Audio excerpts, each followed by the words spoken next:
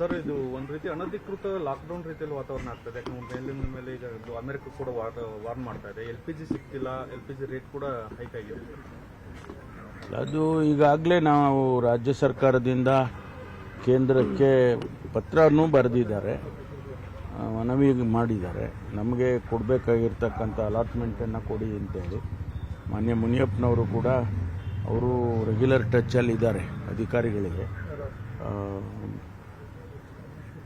ಎಲ್ಲರಿಗೂ ಆಗಿದ್ದು ನಮಗೂ ಆಗುತ್ತೆ ಅನ್ನೋ ಮನೋಭಾವನೆ.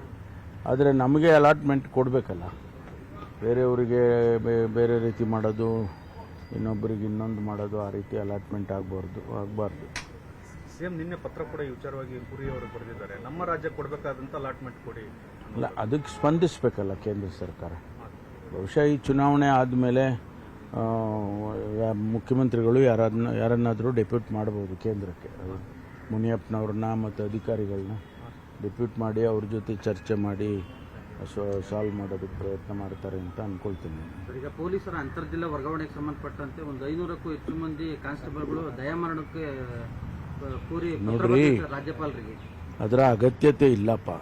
ಏನಾಗಿದೆ, ಅವರು ನಾರ್ತಲ್ಲಿ ಉತ್ತರ ಕರ್ನಾಟಕದಿಂದ ಬಂದು ಇಲ್ಲಿ ಆಯ್ಕೆ ಆಗಿರ್ತಾರೆ. ಅದಕ್ಕೆ ಒಂದು ನಿಯಮ ಮಾಡಿದ್ದಾರೆ. 7 ವರ್ಷ ಆದಮೇಲೆ ನಿಮಗೆ ಅರ್ಹತೆ ಬರುತ್ತೆ ಟ್ರಾನ್ಸ್ಫರ್ಗೆ ಅಂತ. ಅಂದಾಕ್ಷಣಕ್ಕೆ 7 ವರ್ಷ ಆದಮೇಲೆ ಎಲ್ಲರನ್ನೂ ತೆಗೆದು ಅಲ್ಲಿಗೆ ಹಾಕ್ಬಿಡ್ತೀವಿ ಅಂತ ಆಗೋದಿಲ್ಲ. ಅದರಲ್ಲಿ ಸೀನಿಯಾರಿಟಿ ನೋಡ್ತಾರೆ, ಯಾರ್ಯಾರು ಮೊದಲು ಕೇಳ್ಕೊಂಡಿದ್ದಾರೆ, ಆಮೇಲೆ ಪತಿ ಪತ್ನಿ ಪ್ರಕರಣ ಅಂತ ಇರುತ್ತೆ. ಅಂಥ ವಿಚಾರದಲ್ಲಿ ನಾವು ಪ್ರಯಾರಿಟಿ ಕೊಟ್ಟು ಮಾಡ್ತೀವಿ. ಅದಕ್ಕೆ ನಿಯಮ ಮಾಡಿದೆ. ನಿಯಮ ಉಲ್ಲಂಘನೆ ಮಾಡಬೇಕು ಅಂದರೆ ಅದು ಮಾಡೋಕ್ಕಾಗಲ್ಲ. ಅವರು ಆ ಸೀನಿಯಾರಿಟಿಗೆ ಬಂದಾಗ ಆಟೋಮೆಟಿಕ್ಕಾಗಿ ಮಾಡಿಕೊಡ್ತಾರೆ. ಯಾವುದೇ ಗೊಂದಲ ಇಲ್ಲ.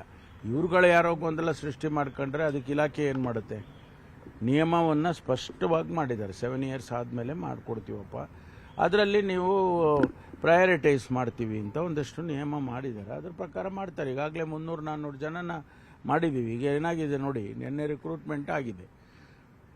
ಪೊಲೀಸ್ ಸಬ್ ಇನ್ಸ್ಪೆಕ್ಟ್ರಿಗೆ ಟ್ರೈನಿಂಗಲ್ಲಿ ಮೊನ್ನೆ ಪೆರೇಡ್ ಆಯಿತು. ಅವರೆಲ್ಲ ಪಾಸಿಂಗ್ ಔಟ್ ಪೆರೇಡ್ ಎಲ್ಲ ಆದರು. ನಾನು ಪಟ್ಟಿ ನೋಡ್ತಾ ಇದ್ದೆ, ಆಯಿತಾ. ಅಲ್ಲಿಂದ ಸೆಲೆಕ್ಟ್ ಆಗಿರೋರು 327 ಜನ ಸೆಲೆಕ್ಟ್ ಆಗಿ ಟ್ರೈನಿಂಗಲ್ಲಿ ಪಾಸ್ಔಟ್ ಆದರು ಉತ್ತರ ಕರ್ನಾಟಕ. ಅದರಲ್ಲಿ 80 ಭಾಗ ಉತ್ತರ ಕರ್ನಾಟಕದವರು, 35 ಬಿಜಾಪುರ, ವಿಜಯನಗರ, ಆಮೇಲೆ 36 ಏನೋ ಗುಲ್ಬರ್ಗ, ಈ ಥರ ಒಂದೊಂದು ಜಿಲ್ಲೆಯಿಂದನೂ ದಕ್ಷಿಣ ಕನ್ನಡ ಜಿಲ್ಲೆಯಲ್ಲಿ ಇಬ್ಬರು ಸೆಲೆಕ್ಟ್ ಆಗಿದ್ದಾರೆ. ಓನ್ಲಿ 2. ಕೂರ್ಗಲ್ಲಿ 2. ಈಗ ನಾವು ಅವ್ರನ್ನ ಇಲ್ಲಿಂದ ಉತ್ತರ ಕರ್ನಾಟಕದವ್ರನ್ನ ಅಲ್ಲಿ ಹಾಕ್ತೀವಿ, ಆಯಿತಾ. ಅಲ್ಲಿ ವೇಕೆನ್ಸಿ ತುಂಬಬೇಕಲ್ಲ, ಹಾಕ್ತೀವಿ. ಹಾಕಿದಾಗ ಅವರಿಗೆ ನನಗೆ ಇಮಿಡಿಯೇಟಾಗಿ ಟ್ರಾನ್ಸ್ಫರ್ ಕೊಡಿ ಅಂದರೆ ಕೊಡೋದಿಲ್ಲ. 7 ವರ್ಷ ಆಗಬೇಕು. 7 ವರ್ಷ ಆದಮೇಲೆ ಕೂಡ ಅದನ್ನು ಮತ್ತೆ ಪ್ರಯಾರಿಟೈಸ್ ಮಾಡ್ತಾರೆ. ಅದರಿಂದ ಆ ಥರ ಎಲ್ಲ ದಯಾಮರಣ ಮಾಡುವಂಥ ಅಗತ್ಯ ಇಲ್ಲ. ನಾವು ನಿಮ್ಮ ನೆರವಿಗಿರ್ತೀವಿ.